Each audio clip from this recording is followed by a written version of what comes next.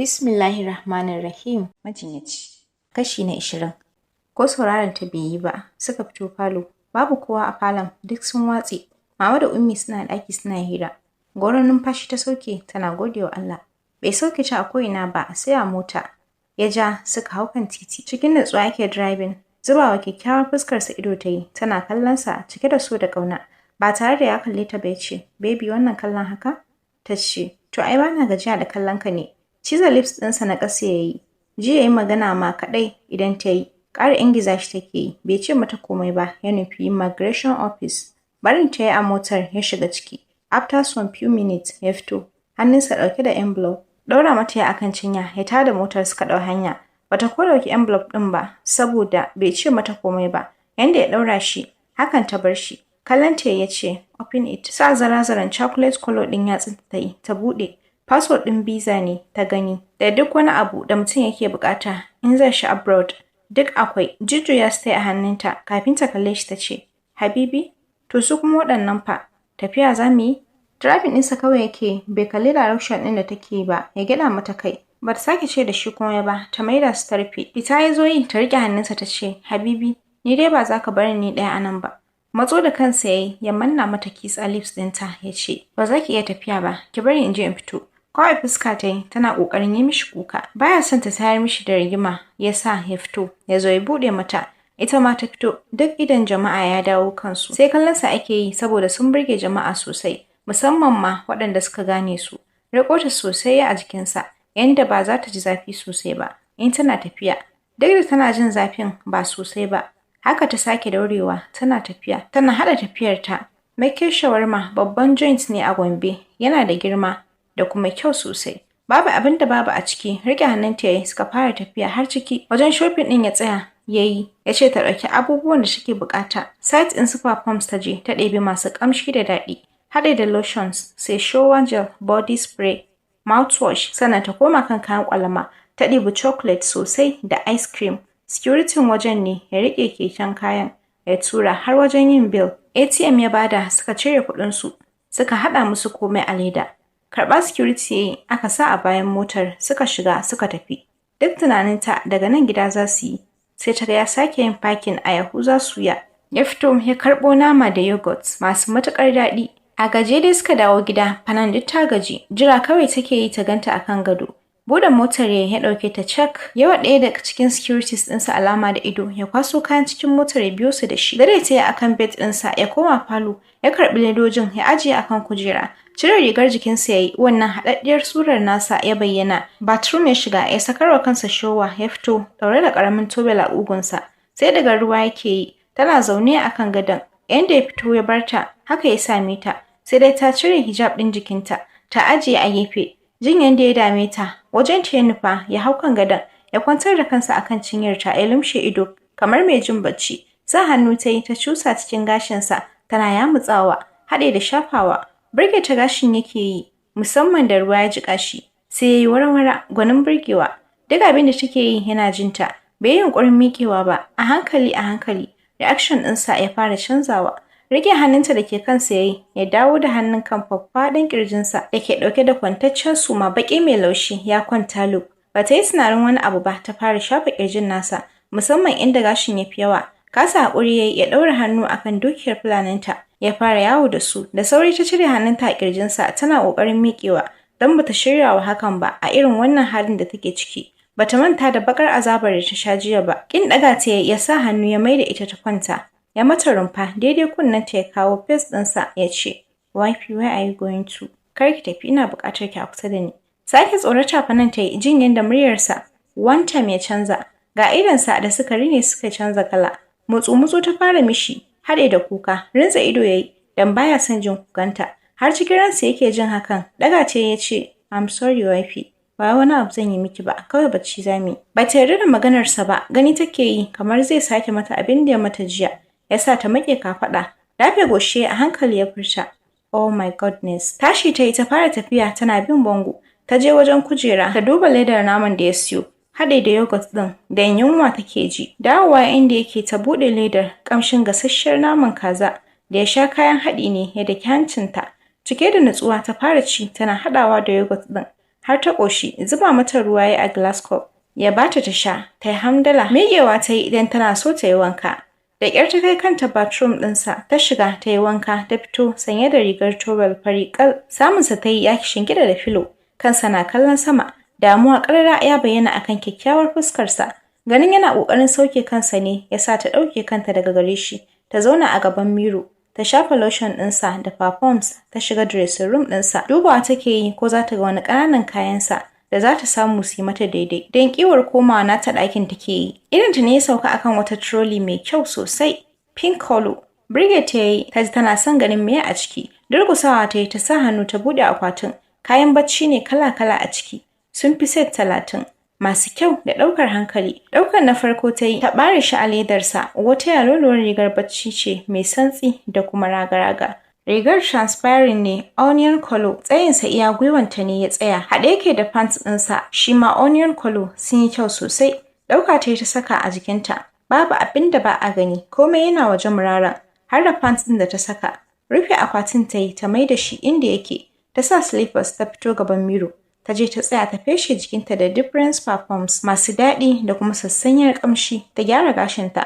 Ƙarfin hali ta yi ta samu ta hau kan gadon, tana cecije lips ɗinta. Yana nan a kishingiɗe, ta je ta kwanta a kan ƙirjinsa. Da har lokacin bai sa kaya ba. Daga shi sai towel. Tun kafin ta iso inda yake, ƙamshin turarenta sun sanar da shi zuwanta. Buɗe sexy eyes ɗinsa da suka canza kala yayi. Da kan suke sake lumshewa tsabar wutar sha'awa da take damunsa. Ɗagowa ya zauna yana bin jikinta da kallo. Ɗauke numfashinsa ya yi na wasu 'yan daƙiƙu. Ganin dressing ɗin da ta yi ya matuƙar tafiya da duk imaninsa. Kallon hips ɗinta da ke da faɗi da tudu ya yi. Yana kallon duka a waje. Ga na shanunta da suke gaishe shi. Hannu ya sa ya zagayo da shi a ugunta, ya kai kansa kan wuyanta. Yana shaƙar ƙamshin jikinta da ke sake birkita shi. Fanan duk a tsorace take, kamar zai yi kuka ya ce, "Baby please, I need you." Kar ki ce min a'a. Duk da ya bata tausayi amma ba za ta yi gangancin barinsa ba. Muryar tana rawa ta ce, "Mr. Azad, akwai ciwo a jikina fa." Tunawa yayi da an yi mata ɗinki ya sa jikinsa mutuwa. Jinta ya a jikinsa suka kwanta, ya ja musu blanket. Yana manne da ita, yana ta taɓe-taɓe. Bata hana shi ba. Su Ummi ba su tashi ankara da Fanan bata gidan ba sai bayan Isha. An zo za a ci abinci suka ga duk sun fita. Mama ce ta tambayi Haira, "Ina antinki?" Bata nan. Ɗazun yaya ya zo ya ɗauke ta. Da ke bayan fitar Mr. Azad da Fanan, sai ta tambaye su, "Waye shi?" Suka ce mata ai mijinta ne. Jinjina rashin kunya irin na Mr. Azad Ummi da Aunty Amina suka yi. Ita kan ma Aunty Amina duk zoranta ɗaya, kar Mr. Azad ya ce zai kusanci Fanan da ɗinki a jikinta. Allah take su gama cin abincin su koma gida kafin mai afkuwa ta afku. Sai wajajen karfe 9 Siya Usman da ya Al'amin da Fawaz suka dawo gida tare da Hafiz da ya ji sauki sosai. Suna sallama, Hairar ta miƙe da gudu ta je ta rungume shi. Tana tsallan murna ganin yayinta. Zama suka yi shi da ita a kujera ɗaya. Babu ma yana falon. Ƙasa Hafiz ya durƙusa yana yi musu godiya sosai na taimakonsu da suka yi. Murmushi kawai suke yi suna yabawa da hankalin yaran. Baba ne ya ce, "Hafiz, tunda ba kwa da kowa, za ku zauna a tare da mu. Kun zama 'ya'yanmu da yardar Allah, ƙanwarka za ta zauna a gidan nan. Zan mai da ita makaranta. Kai kuma ɗazun kafin Azad ya bar asibitin nan, ya yi min magana kan cewa tunda ni na ɗauki Haira, shi kuma ya ɗauke ka, za ka koma gidansu da zama. Zai mayar da kai makaranta, duk sanda kake so, za ka zo ka ga ƙanwarka. Haka ita ma, sanda babu makaranta, za ta zo ta ganka. Kun zama jininmu, yanzu insha Allah ba za ku sake kukan maraici ba. Ku saki jikinku. Mun zama ɗaya." Bai sai tunanin akwai irin waɗannan mutanen a duniya ba. Dan duk inda suka je neman taimako, sai dai a bi su da kyara da tsangwama. Ummi ta ce, "Bari mu gudu, dare na yi, Hafiz mu tafi ko?" Gada mata kai yayi, ya miƙe shi da Fawaz riƙe da hannun Haira yayi, har waje yana ce mata, "Haira, kin ga yanzu mun samu waɗanda za su taimake mu, tsakani da Allah. Duk da na san halinki, ba kya da ƙiriniya da neman faɗa. Duk da haka, dole in sake faɗa miki. Kin ji? Ban da rashin kunya. Duk da shi ma ba halinki ba ne, ki musu biyayya kamar Abbu da Amma. Allah ya ji kansu, kar ki zama mai manta halacci." Ya ƙarasa magana yana shafa kanta. Gyana mishi kai ta ce, "Insha Allah yaya, zan yi yanda ka ce." Ummi da ke bayan su ba su sani ba ta jiyo duk abin da suke faɗa. Ta yi murmushi ta sake jin yaran nan sun kwanta mata a rai. Sallama suka yi musu suka tafi. Haira sai bye take wa yayanta Hafiz. Rike hannunta Suhaima ta yi, za su koma ciki. Yar gyaran murya ya Usman yayi. Ya ma Suhaima alama da ido ta shigo ciki. Ya sa ta saki hannun Haira ta shiga ciki. Ta bar su. Kallonsa ta yi da manyan idanunta ta ce, "Laya Usman kai ne?" ya ce kai, sai kuma ya canza tunawa da yayi ba Kairati ba ce ya ce ni ne Haira, zo ki taya ni hira. Zama suka yi akan plastic chairs da suke cikin compound ɗin. Haka ya dinga janta da labari har ta sake ta dinga zuba mishi hira, nan ya gane ita ma gwanar surutu ce. Gashi ko magana ta yi sai an gane akwai tsantsar yarinta a tattare da ita. Haka ya biye mata suka dinga hira har karfe 10 ya ce mata ta je ta kwanta dare yayi. Gobe za su karasa. Tashi ta yi ta shiga ɗakin su. Shi ma ya shiga ɗaki. Ransa fes komai normal yake ji yana tafiya mishi. Ya san yau zai yi bacci mai daɗi. Karfe 2:30 na dare Fanan ta farka. Sakamakon kiran sunanta da ta ji ana yi cikin sigan ba da umarni da kuma girmamawa. Tashi ta yi ta ga Mr. Azad na baccinsa a hankali kwance. Sauka ta yi akan gadon ta buɗe ƙofar a hankali yanda ba zai yi ƙara ba. Fitowa falo ta yi tana sanye da kayan bacci a jikinta. Falon ne ya sauya daga falo zuwa wani irin haɗaɗɗen daji mai ɗauke da shuke-shuke gwanin ban sha'awa. Ga ƙamshi haɗe da dusan ƙanƙara, sama kuma sararin samaniya ne. Ba ta yi mamakin hakan ba, ji ta an ƙara kiran sunan nata a can sama sararin samaniya. Ya sa ta buɗe hannayenta duka biyu. Tafiya ta fara yi a kan iska, tana tashi sama inda sautin muryar ke fitowa. Sai da ta kusa isowa wajen tukunna, kayan jikinta ya canza zuwa doguwar riga farasol. Komai ɗin jikinta sai da ya canza, ya zama haɗaɗɗe. Hatta gashin kanta a style ɗinsa canzawa ya ta koma sarauniya sak. Isa wajen ta yi ta ga babu kowa, babu alamar mutum ko tsuntsu. Kallon kudu da yamma ta yi, can ta hango Ja'azana shi kaɗansa a kan iska yana ɗaukar ido. Hulan mulkin da yake ran kowa daga mutane har aljanu, kowa burinsa ya mallake shi. Shi ne wannan kira ga Fanan. Wajensa ta je ta tsaya tana jin sanyi na ratsa ta. Je ta yi magana na fitowa daga jikin Ja'azana. Sarauniya Fatima, shin kin san da lokacinki ya kusa ƙarewa a duniyar bil'adama? Lokaci ƙalilan ne ya rage miki da ki fara gabatar da abin da ya kamata. Ku yi haƙuri da yadda za ku ji muryata. Ba na da lafiya ne. Mura ce take damuna, na san daga muryata za ku fahimta. So ku yi haƙuri da yadda za ku ji muryata. Sarauniya Fatima, shin kin san da lokacinki ya kusa ƙarewa a duniyar bil'adama? Lokaci ƙalilan ne ya rage miki da ki fara gabatar da abin da ya kamata. Shiru kawai Sarauniya Fanan ta yi, tana sauraron Ja'azana. Har ya gama faɗin abin da zai faɗa ya narke ya shiga cikin jikinta. Bankarewa ta yi, idonta suka fito sosai, haskensu da sheƙi ya ƙara fitowa. Ƙulla idonta ta yi ta sake buɗewa, ta ganta a tsakiyar falonsu. Ajiyar zuciya ta yi ta nufi bedroom ɗin Mr. Azad. Slowly ta buɗe ƙofar don gudun kar ya tashi, ya hau tambayar ta ina ta je. Shigowa ta yi ta maida ƙofar ta rufe. Juyawa ta yi za ta je ta kwanta, kawai ta ga Mr. Azad a tsaye a gabanta, idonsa a kanta. Kallon tuhuma yake binta da shi kafin ya ce, "Wifi, daga ina?" Ta ce, "Na ɗan je kicin na sha ruwa ne." Ta ƙarashe maganar tana inda. "Ƙarya bai dace da ke ba, domin baki iya shi ba. Kar ki fara." Sannan na ga bottle water can akan center table. Ko me sanyi kika sha? Cewar Mr. Azad da har yanzu ya tsira masa mayin idanunsa. Ya sa ta kasa nutsuwa, duk ta birkice sosai. So sauya take yi, ba za ta iya sanar da shi lokacin tafiyar ta ya karatu ba, dan ba ta son ya shiga wani halin damuwa. Canza maganar ta da, "Habibi, ka zo mu je mu kwanta, bacci nake ji." Bai sake ɗauko mata wata tambayar ba, ganin ba ta so. Ta ki bashi amsa, sai kauce-kauce take yi. Ya sa ya koma kan bed, ya kwanta. Hawa gadon ta ita ma, ta shiga jikinsa. Rungume ta yi kamar wani zai kwace mishi ita. Washe gari, karfe 5:20 na asuba. Tashin ta yayi daga bacci. "Baby, time for prayer." Tashi ta yi ta zauna tana miƙa da salati. Bin ƙirjin ta da kallo. Kallon setin da yake kallo ta yi. Ta ga ya zuba a ƙirjinta ido. Kashe mata ido yayi kafin ya fita zuwa masallaci. Sallah ita ma ta yi. Yau alhamdulillah ta tashi tana iya takawa ba laifi. Kuma baya mata zafi. Tana zaune akan sallayar tana azkar. Shiru Mr. Azad bai dawo ba. Har karfe 7 tashi ta yi ta share bedroom ɗinsa. Ta gyara kan bed. Ta yi mopping, ta wanke toilet. Kuma a falo ta gyara ko ina haɗe da bedroom ɗinta. Ta kunna turaren wuta. Ko ina ya fes yana ƙamshi. Kitchen ta shiga, nan ma ta gyara sosai. Sannan ta fara tunanin me ya kamata ta musu na breakfast. Cikin so ta shiga ta ɗauko doya madaidaiciya, ta sa ruwa a cikin bowl, ta ɗauki wuƙa, ta fere shi tsaf. Kunna gas ta yi, ta ɗaura ruwa a cikin tukunya, ya fara zafi. Ta sa doyar da gishiri, ta rufe. Bayan doyar ya dahu, ta sa shi a basket, ya ɗan sha iska. Egg ta ɗauko guda 6, ta fasa a ciki. Separate kwano ta sa magi da albasa, sai jinja kaɗan saboda ƙarnin ƙwai.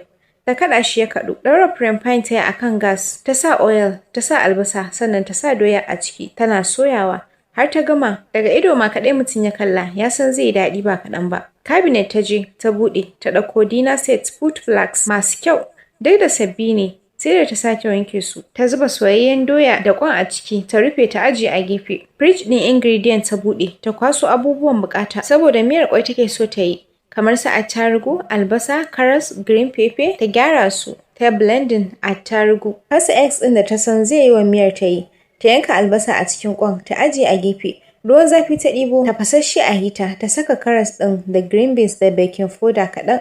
Rufe bowl ɗin ta yi, ta bar shi few minutes. Budewa ta yi ta tsame shi, sake wankewa ta yi, sannan shi ɗin ma ta ajiye a gefe. Ɗaura tukunya ta yi a kan gas, ta sa bota, ta narka shi, ta sa albasa ya soyi sama-sama. Attarugun da ta yi blending ɗinsa ta sa a ciki, da curry da thyme, ta sa ruwan zafi kaɗan. Ta juya shi ta rufe da murfi. Can ta buɗe, ta sa ƙwanta. Ta rage wutan, ta sake rufe tukunyar, ta bar shi na wasu mintuna.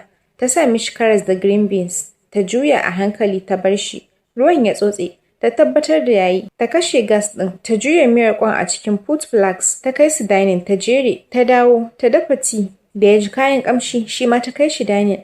Wanke duk wani abin da ta yi amfani da shi ta yi. Ta nufi bedroom ɗinta, ta cire kayan jikinta, ta ɗaura towel, ta shiga bathroom, ta shiga jacuzzi da ke ɗauke da ruwan zafi. Ta gyara jikinta sosai, sannan ta yi wanka, ta fito tana tsane jikinta da dogon gashinta da tsayinsa ya kai ƙugunta. Zama ta a gaban miro, ta ɗauki hand dryer, ta busar da gashinta, ta shafa mayukan gashi, ta taje shi, ta yi fakin da ribon fari. Lotion ta shafa, ta yi light makeup, ta fesa turare. Kaya ta ɗauko Pakistan riga da wando fari pink haɗe da gyalensa. Wandon pencil ne, rigar kuma yana da tsayi, ya kawo mata har gwiwa. Gefe da gefensa a tsage, yana da dogon pencil hand, ya sha stones, ya fa gyalen ta a kanta, ta sa farin flat shoe. Ta yi kyau sosai kasancewar ta chocolate color. Sai kwalan kayan suka karɓe ta, white and pink. Sake feshe jikinta ta yi da body spray, ta fito falo. Ta tsaya tana jiransa. Shigo waye, shakar ƙamshin da yake tashi a fat ɗin, haɗe da na jikinta ya a hankali. Ya haɗa jikinsa da nata, ya rungume ta ta baya. Ya saukar da kansa a wuyanta, yana shakar ƙamshin turarenta. Hannunsa duka biyu ya ɗaura a kan ƙugunta. Sai da suka kai kusan minti 5 a haka. Rike kafaɗinta ya yi, ya juyo da ita suna fesin juna. Manna mata light kiss ya a lips ɗinta ya ce morning kiss. Ki kyau baby, kullum ƙara kyau kike yi. Sa hannunta ta yi, ta zagayo da shi a wuyansa. Tana shafawa kaɗan-kaɗan ta ce morning habibi. Bai amsa ba, kawai ya mata murmushi. Tsayar da ita yana binta da kallo from head to toe. Gode wa Allah da ya bashi mata mai hankali da kuma son sa tsakani da Allah, mai tsafta kamar sa. Duk da akwai masu aiki a gidan, amma ita take komai da kanta. Ta iya kula da jikinta. Rike hannunsa ta yi, ta langwabar da kai, haɗe da turo ɗan ƙaramin bakinta mai red lips ta ce, Habibi, a ina ka tsaya haka? Ina ta jiran ka dawo da wuri ba. Tsira ɗan ƙaramin red lips ɗinta ido ya yi, da ke fitar da kalmar daddaɗa. Kamar ba ta iya magana ba, tsabar shagwaɓa, jiyar kamar ya kama lips ɗin nata ya tsotsa. Tallafo haɓar ta ya sa idonsa cikin nata ya ce, I'm so sorry baby. Na tsaya a falon ummi ne. Sake turo baki ta yi, ta koma kamar wata teddy ta ce, to yanzu mu je ka yi wanka, sai ka zo mu yi breakfast. Na fara jin yunwa. Ta faɗa tana kai hannunsa a kan cikinta. Shafa shamalallen cikinta ya yi, da yake flat kamar ba ta cin abinci. Kai hannunsa ya yi kan mararta, ya ɗan shafa ya ce, baby, yanzu baya miki zafi sosai ko? Ganin yana ƙoƙarin zaunar da hannunsa ƙasa ne, ya sa ta yi saurin riƙewa. Kan ta ce, mu je ka yi wanka. Dariya sosai ta bashi, ganin lokaci ɗaya ta ɗan tsorata. Jan hannunta ya yi zuwa bedroom ɗinsa. Yana yau, ke za ki min wanka. Zaro ido waje ta yi ta fara zazzare su. Ga su dama masha Allah, manya-manya da su. Ta ce, ni ɗin? A'a. Sake hannunsa ta yi, ya shiga toilet ɗin. Fitowa ya yi ɗaure da towel a ƙugunsa, ƙarami, kuma a hannunsa yana goge kansa da ke ɗigar ruwa. Karɓar towel ɗin ta yi ta goge mishi jiki, zama ya akan kujera ta shafa mishi lotion. Sai kallonta yake yi, especially her cute face. Sata kallonsa ta yi, daga ita yake kallo, tana gama shafa mishi. Nan ta bar shi a wajen, ta shiga dressing room ɗinsa. Tana tafiya a hankali, ta ɗauko mishi kaya ƙanana marasa nauyi, ta kawo mishi. Tana tsaye a gefensa, ya saka rigar. Murmushin mugunta ya yi kafin ya kunce towel ɗin da ke ƙugunsa, ya faɗi ƙasa. Ƙara ta sa ta rufe idanunta. Ta juya baya, bai ta tunanin zai iya yin haka a gabanta ba. Zuciyarta sai bugawa yake yi da ƙarfi. Ita kaɗai ta san me ta gani. Mr. Azad kuwa sai dariyar mugunta yake yi, har da ɗan riƙe ciki. Da abin da ya yi tsammani haka kuwa shi ne ya faru. Tsoron Fanan ya yi yawa, saka kaya yi kafin ya rungume ta a jikinsa. Yana ci gaba da dariya. Kukan shagwaɓa ta sa mishi, tana dukan ƙirjinsa da duka hannunta. Rike hannayenta yana dariya ya ce, me abin tsoro baby? Murguɗa mishi ɗan ƙaramin bakinta ta yi ta ce, ni dai mun yi faɗa. Rike kunnensa ya ce, afuwan wifi. Madaga faɗa ta yi, ɗaukar ta ya cak bai zarce ko ina ba sai dining table. Ya zaunar da ita akan kujera, shi ma ya zauna. Buɗe wamas ɗin ta yi nan take ƙamshin abinci da kyancinsa. Sai da ya rufe idanunsa sannan ya buɗe. Ya kalla abin da ke cikin kulolin. Sai da ya haɗe yawo, burinsa kawai ya kai abincin nan bakinsa. Sabin ɗinsu doya da ƙwai ta yi a one plate, sannan ta zuba musu lafiyayyen miyan ƙwai. Ta rufe wamas ɗin, haɗa musu tea ta yi, sannan ta ajiye mishi plate a gabansa ta ce, in dai kana son in ci, sai dai kai feeding ɗina. Girgiza kai ya ce, abu mai sauƙi? Ɗaga ta ya ɗaura ta akan cinyarsa, ya fara feeding ɗinta, har ta ƙoshi sannan shi ma ya ci. Daɗin abincin ne yake ratsa shi har ƙwaƙwalwarsa. Bayan girkin umminsa, ya daɗe bai ci abinci mai daɗi irin wannan ba. Haka suka gama breakfast ɗinsu yana ta santin girkin. Ta zo za ta kwashe kayan ya hana ta, don baya so ta dinga shan wahala. Shi da kansa ya kai komai kicin ɗin, sannan ya taya ta wanke abin da suka ɓata. Bari mu leƙa ƙungiyar Baphomet. Suna can duniyarsu, shugabansu da ya kasance ƙato baƙin aljani mara imani mai mugun halitta mara kyawun gani. Rabinsa mutum, rabinsa dabba, kuma wata halitta daban ga ƙaton ƙaho a kansa. Yana zaune a kan kujerar mulkinsa, suna tattaunawa da wasu mugayen halittu marasa kyan fasali. Inda suke kaɗai duk bil'adaman da ya shiga. In dai ya je, to fa fitowa sai dai wani ikon Allah. Wata baƙar mujiya ce daga sama ta faɗo gabansu. Ta koma rabinta mutum, rabinta mujiya. Tsirara ba kaya a jikinta, duk jikinta gashi, ga ƙaho a gaban goshinta. A fusace shugaban nasu da murya mai amo mara daɗin ji ya ce, ke abin da ya fi miki sauƙi shine ki sanar da ni abin da na tura ki. Ki nemo min domin shi kaɗai ne zai taimaka mana wajen mallakar sarauniya Nasminaya. Muryarta kamar yadda kukan mujiya yake fita, haka yake ta ce, ya kai shugabana, na samo shi. Shi ɗin cikakken ɗan baiwa ne da ya zo duniya. Bai san shi waye ba ne, kuma babu wanda ya san da hakan sai wata halittar ƙwalli ɗaya da ke tare da shi, wato tsuntsu Amas. Shi ɗin ya kasance ɗan babban gida ne a cikin bil'adama.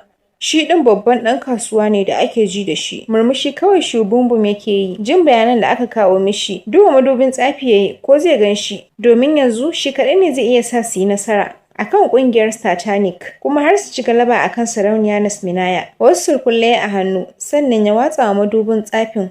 Hoton kafarsa ne ya fara bayyana, nan take kuma madubin ya tarwatse, kaca-kaca yana fitar da hayaƙi. Sai da suka ja baya suna jinjina ƙarfin baiwa da yake tare da shi. Wai kuma masu saurare kuna tunanin abin da nake tunani dangane da wannan ɗan baiwar da suke magana? Bari mu dakata a nan, sai mun haɗu da ku a shiri na gaba. Ku ci gaba da kasancewa tare da mu a cikin tasharmu AA na Congo Production TV. Ku danna mana like da sharing, sannan kada ku manta ku danna subscribe inda za su rinƙa sanar da ku da zarar mun ɗora sabon shiri. Na gode.